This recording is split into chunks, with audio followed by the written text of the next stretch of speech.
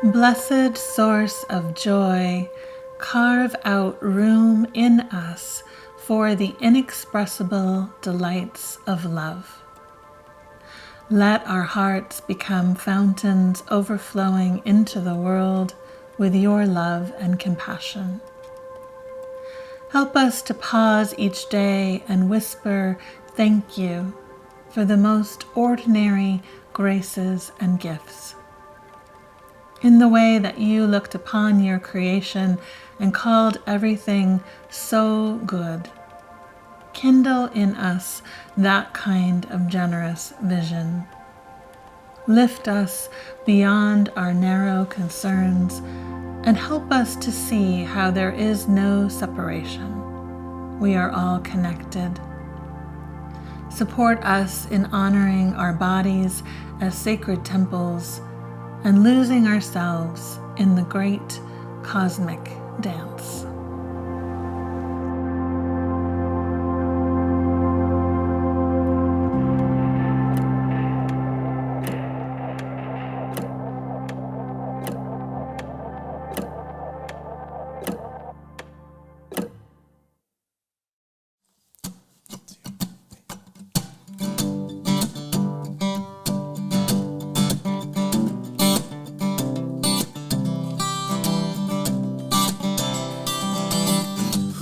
The power of sin and darkness, whose love is mighty and so much stronger. The King of glory, the King above all kings, who shakes the whole earth with holy thunder and leaves us breathless in awe and wonder. The King of glory, the King above all kings. This is amazing grace. This is unfailing love. That you would take my place. That you would bear my cross. You laid down your life. I would be set free. Oh, Jesus, I sing for all that you've done for me.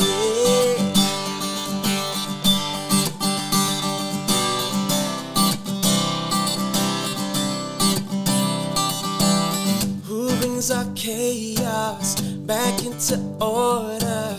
Who makes the orphans a son and daughter? The King of glory, the King of glory, who rules the nations with truth and justice, shines like the sun in all of its brilliance. The King of glory, the King above all kings. This is amazing grace. This is unfailing love.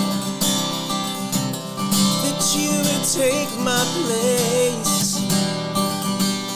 That you would bear my cross. You laid down your life. Yes, you did. There I would be set free. Oh, Jesus, I sing for all that you've done for me.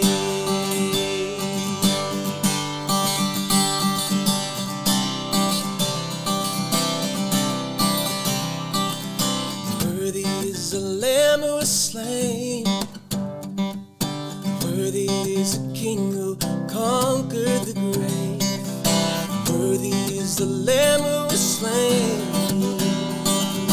Worthy is the King who conquered the grave. Worthy is the Lamb who was slain. Worthy is the King who conquered the grave. Worthy is the Lamb who was slain.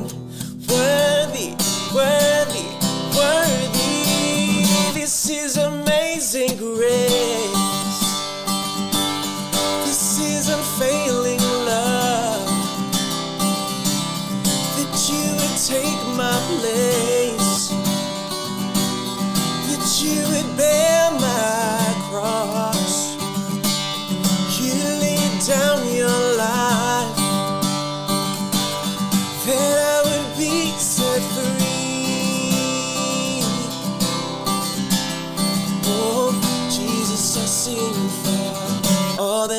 done for me. All that you've done for me, Lord. All that you've done for me.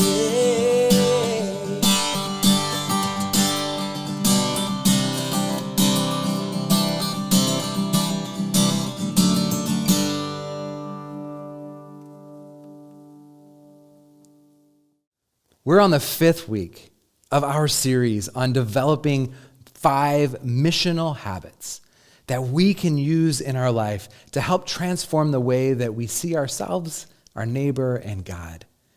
Now, part of what we talked about in the very first week is that habits are just natural. They're things that we develop over time, and they develop through pattern. And they're in our brains rewarded when we continue to live them out. So we've been looking at what are some habits that we can develop as a life of the church and a follower of Jesus to be more missional in our world. That is to follow the mission that Christ has set for us, to help transform the world, to offer liberation and freedom and life to all that we meet and to experience it ourselves. So today we are in our 5th and final habit, and it's sent. So this final habit is to begin identifying ourselves as a missionary, as a sent one. That's what missionary means.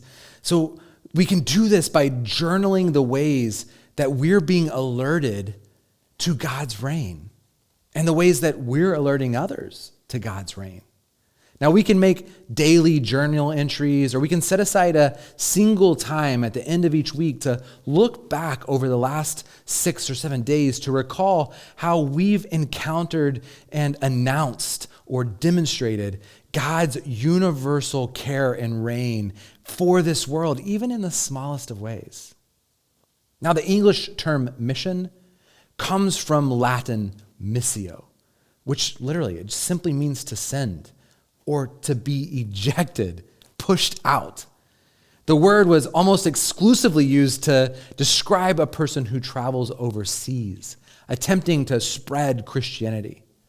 But more recently, we've adopted the term to describe all followers of Jesus who attempt to glorify God in their daily lives. As we noted earlier, our mission, right, is to alert others to the universal reign of God through Christ. And then all believers should see themselves, right, as missionaries, sent ones. Again, this doesn't mean that every believer, as we talked about the first week, is a gifted evangelist. But it does mean that each of us need to take seriously our calling to alert others to what God is doing in this world and in our lives. So the question that follows is, what does the reign of God look like?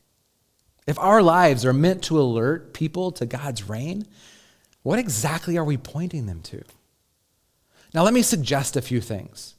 I borrowed them from different writings by N.T. Wright, and these are important pieces of the reign of God that we should be looking for and participating in within our world. The first one is reconciliation. Since reconciliation between God and humankind is at the very heart of Christ's work on the cross and his daily life, it makes sense that reconciliation has to be at the core of the expression of God's reign and rule in this world. Reconciliation between God and humankind, between Jew and Gentile, slave and free, black and white, Asian and Hispanic. We're to be both announcing reconciliation, but also championing it, describing it, explaining it, advocating for it, which sometimes if we're encountering people who are enslaved, it means releasing the chains, demonstrating it. It also means that we're to be reconciled to others and brokering reconciliation between other broken parties. This 5th missional habit, it helps us if we can start journaling all the ways in a given week that we've alerted others or been alerted in our own life to the reconciling aspect of what God's doing in this world. You might have done this in your workplace by mediating between warring colleagues, or you might have reconciled with a friend or a relative with whom you've been estranged. You might have shared the good news with somebody that God reconciles us to himself through his son, Jesus. The more we journal this stuff, the more that we'll start living it out, but also the more we'll start seeing it. The second important work of God in this world is the work of justice. Christians have long recognized in Scripture a call to defend and uphold the dignity and well-being of all persons, especially the poor and the powerless. They've seen this as a primary expression of how God is working in the world, a kingdom or a kingdom in which everyone has enough and no one is marginalized or disadvantaged. Christian greats such as John Wesley, Lord Shaftesbury, Charles Spurgeon, Charles Finney, Mother Teresa, you can name thousands of Christian leaders that have led campaigns for the betterment of society. Whether it was in prison reform or labor reform or abolitionists or the temperance movement, or more recently, evangelical leaders like John Stott or Rod Snyder or Jim Wallace or even Brian McLaren have promoted Christian engagements in anti-poverty and anti-war and environmental and immigration issues. Today, there are all kinds of ways that we can be sent to demonstrate the aspect of God's reign, whether it's eliminating sex trafficking or promoting fair trade products or clean water campaigns or working with the poor in our own community at places like Trinity Center or with our friends at Points of Light. There are now so many movements to encourage Christians to fight homelessness or foster disadvantaged children, like our very own Foster the City. So whether we're simply donating to a cause or signing an online petition or opening our home to the poor, if we can start writing and journaling the ways that we were sent to show justice to those in our world each week, again, it opens our eyes to where justice is needed, and it reminds us that God is already at work in this place. Now, one of the acts of God that I think is often overlooked, that's a part of God's reign, is beauty. Beauty sometimes surprises people when we think about it as a work of God in the world. Reconciliation and justice makes sense. The Bible's full of references to that. But beauty as an expression of the reign of God, it's often a little bit harder for us to find, but it's full out in the texts. So where do we often feel closest to God? But on a mountaintop or a beach or in the presence of natural beauty, on one of the beautiful hiking trails around this Mount Diablo Valley or on the top of Mount Diablo. You think about like beautiful cathedrals or pieces of music that are just beautiful and they leverage us towards the creator of all things. So if beauty is an expression of God's reign, think about creation. God created all this and he called it good and beautiful. So we need to think about ways to invite our friends to encounter the beauty and in doing so encounter God. Take people hiking, climb mountains, walk the beach. Encounter with true beauty can't help but make us think of things like Psalm 8. When I behold the work of your fingers, what is man that you are mindful of him? Rudolf Otto, a German theologian, listed a number of responses naturally associated with an awe encounter with God. They include the sense of majesty, its unapproachability, a feeling of fascination, including both fear and attraction. He also speaks of feelings that can never be adequately described, only experienced. The feeling that we are important enough to be invited to encounter the holy. In its presence, we're often overwhelmed and made aware of our own limited nature. Some experiences of the transcendent are not only frightening, but they're also strangely comforting. And we need them. But more than just natural beauty, I think we should commit ourselves to creating things like beautiful music and arts and crafts and food and inviting others to join us. We have 3 different crafting groups, artistic groups within this church that are trying to do just that. We have women who meet and create some of the most beautiful artwork through quilting. We have painting groups who meet and they paint together. And we have women who sew the most beautiful dresses for children in need within our community and the world. So try to find ways to alert others to the universal reign of God through Christ by an observation of the beauty all around us. Now, our fourth expression is wholeness. In Luke 7, the imprisoned John the Baptist sends his followers to double check that Jesus was really the Messiah. And Jesus responds to their question of his identity. It's fascinating. He says, "Go back and report to John what you have seen and heard. The blind receive sight, the lame walk, those who have leprosy are cleansed, the deaf hear, the dead are raised, the good news is proclaimed to the poor." In other words, the credentials that Jesus gives to prove that he's the Messiah, that he's actually ushering in the reign of God, are the healing and the creating wholeness of broken people. He heals the blind, the lame, the leper, the deaf, even the dead, as evidence that God's kingdom is all around. Therefore, part of what it means for us to usher in this kingdom should be reasonable for us to suggest that wholeness and the healing of broken people is a primary evidence of God being around us today. Now, many of us are committed to professions of this. We have doctors and nurses and psychologists and therapists and everything you can possibly imagine, the helping profession, sitting with us now in our churches and in our communities. And I want to encourage these as not just momentary expressions of God, but these people are living out the reign of God in their daily work. So when Christians provide emergency relief to victims of natural disasters, what we're showing people is the reign of God looks like healing your land and rebuilding your home. When we help repair a broken marriage, we do the same thing. Or when we repair somebody's broken car as a mechanic, we do the same thing. Or when a Christian medical practitioner treats a patient with dignity and grace, bringing healing to their body, we can see it as mirroring the work of God. But I want to go a little further and say that more than just these practical expressions of healing, we should also be praying that God will do healing in people's lives.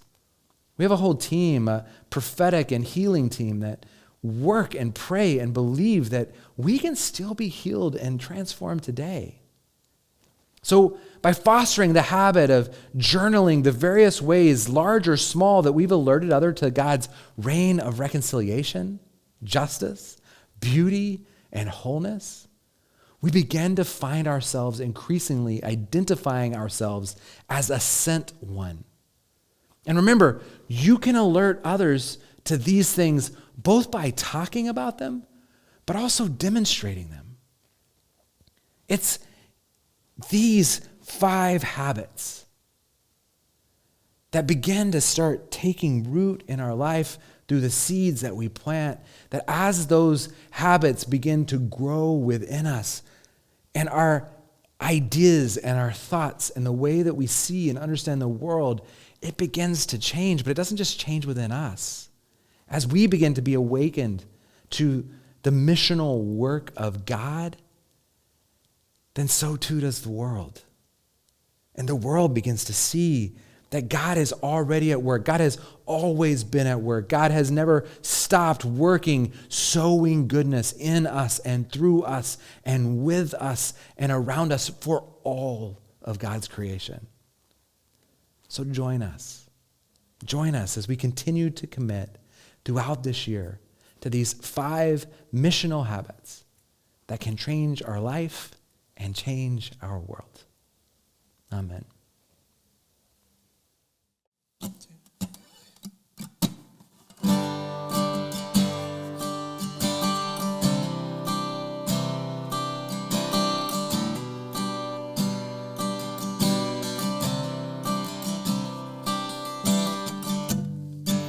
Worthy of every song we could ever sing, worthy of all the praise that we could ever bring, worthy of every breath ever breathe. We live for you. We live for you. Jesus, the name above every other name. Jesus, the only one who could ever save. Worthy of every breath that we could ever breathe. We live for you, Lord. We live for you. Holy, there is no one like you. There is none beside you. Open up my eyes in wonder. Show me who you are and fill me with your heart and lead me in your love to those around me.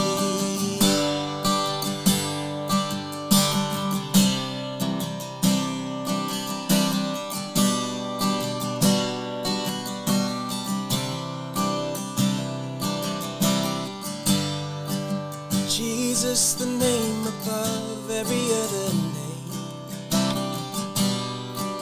Jesus, the only one who could ever save. Worthy of every breath that we could ever breathe. We live for you, Lord. We live for you. Holy, there is no one like you. There is none beside you. Open up my eyes in wonder. Show me who you are and fill me with your love and lead me in your love to those around me.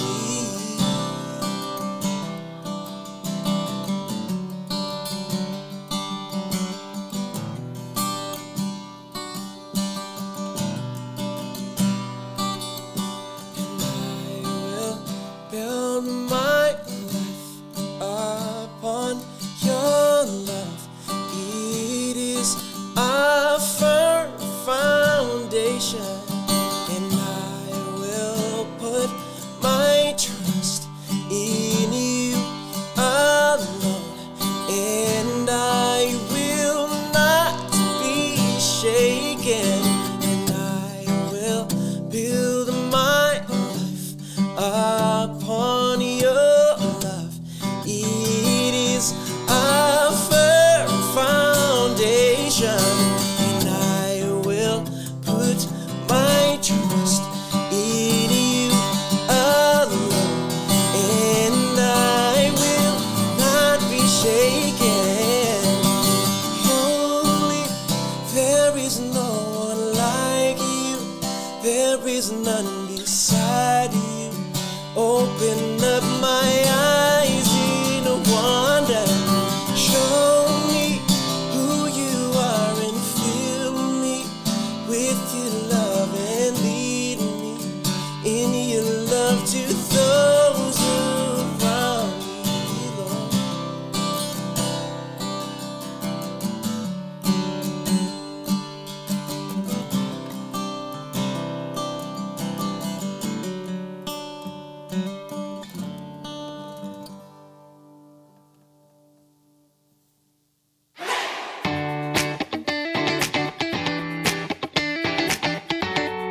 Thank you for joining us today. St. Matthew is a neighborhood church making a world of difference through people like you living out the message of hope, grace, and love each day. We invite you to connect with us digitally by downloading our new church app on the App Store or Google Play. Through the app, you can connect with the vision and mission of St. Matthew, find groups to connect with, be prayed for, and even give. We invite you to join our community of faith and to help us make a difference in the world.